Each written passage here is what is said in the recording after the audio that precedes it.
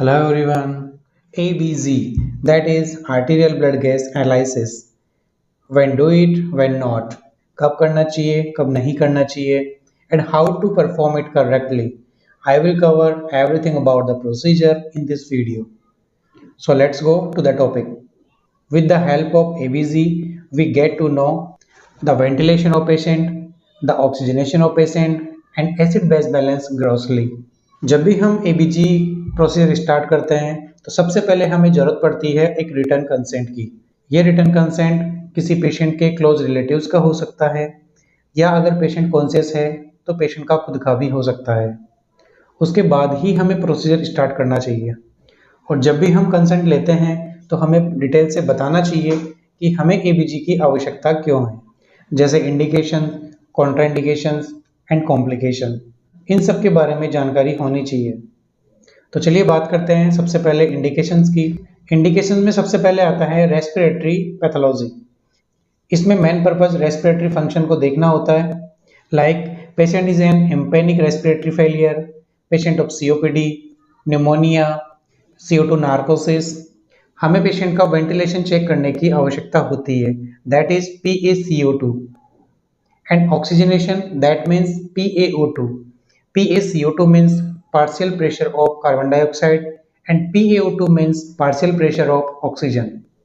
Second बात करें metabolic problems, patient having AKI and CKD, that means renal pathology. इसमें हमें लगता है कि पेशेंट की बॉडी में बाइकार्बोनेट का लॉस हो रहा है या बाइकार्बोनेट की कमी हो रही है।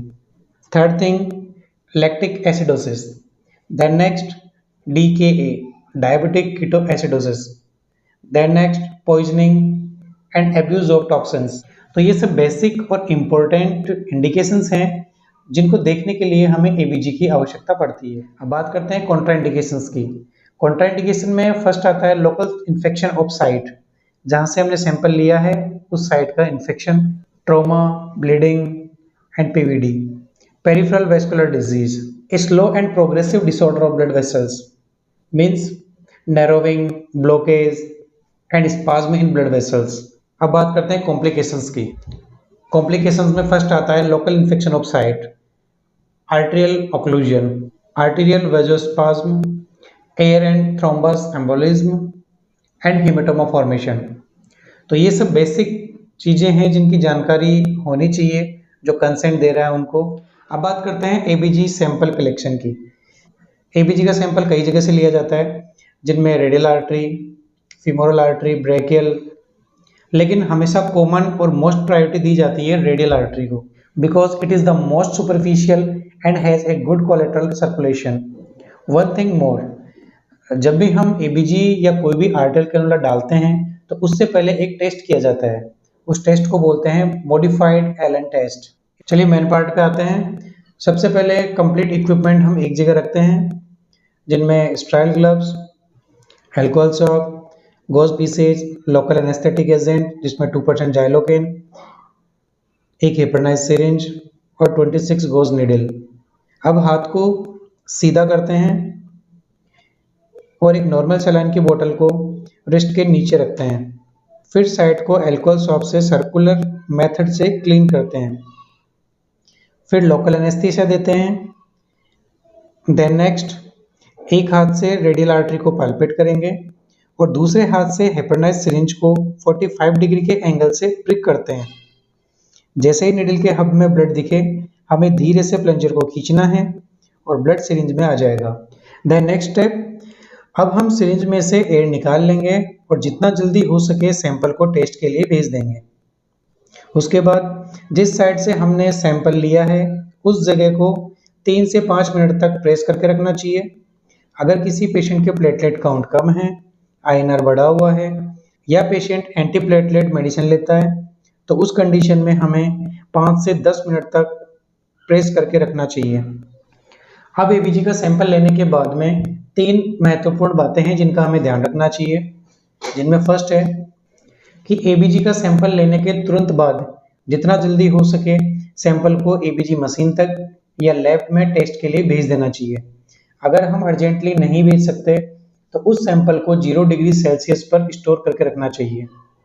ऐसा क्यों करना चाहिए? बिकॉज आरबीसीज कंज्यूम करती है ऑक्सीजन को मेटाबॉलिज्म के लिए।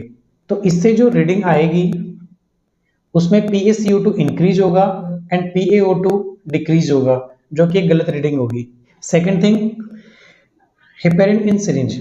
जब भी हम सैंपल लेते हैं या टेस्ट के लिए भेजते हैं तो सिरिंज में हेपेरिन से हम वॉश करते हैं, तो उसमें एक्स्ट्रा हेपेरिन नहीं होना चाहिए, क्योंकि अगर सिरिंज में ज़्यादा हेपेरिन होगा तो ब्लड के साथ डाइल्यूट हो जाएगा और इससे जो टेस्ट की जो रिपोर्ट आएगी वो बिल्कुल गलत होगी। Then next, third thing, air bubbles. जब भी हम सैंपल लेते हैं या टेस्ट के लिए भेजते हैं तो उसमें एयर बबल्स नहीं होने चाहिए, बिकॉज एटमॉस्फेयर में ऑक्सीजन का लेवल ज़्यादा होता है एंड CO2 का लेवल कम होता है। तो जब भी इस सैंपल से जो रिपोर्ट आएगी उसमें ऑक्सीजन का लेवल ज़्यादा होगा, मीन्स PaO2 ज़्यादा होगा एंड PaCO2 का लेवल कम होगा, तो ये रीडिंग भी बिल्कुल गलत होगी। So there are the three things जो कि गलत रीडिंग से बचा सकती है, and that was all about ABG test. When do it, when not, कब करना चाहिए कब नहीं। If you like this video, please hit the like button and share with your friends. Thanks for watching. Take care. Namaskar.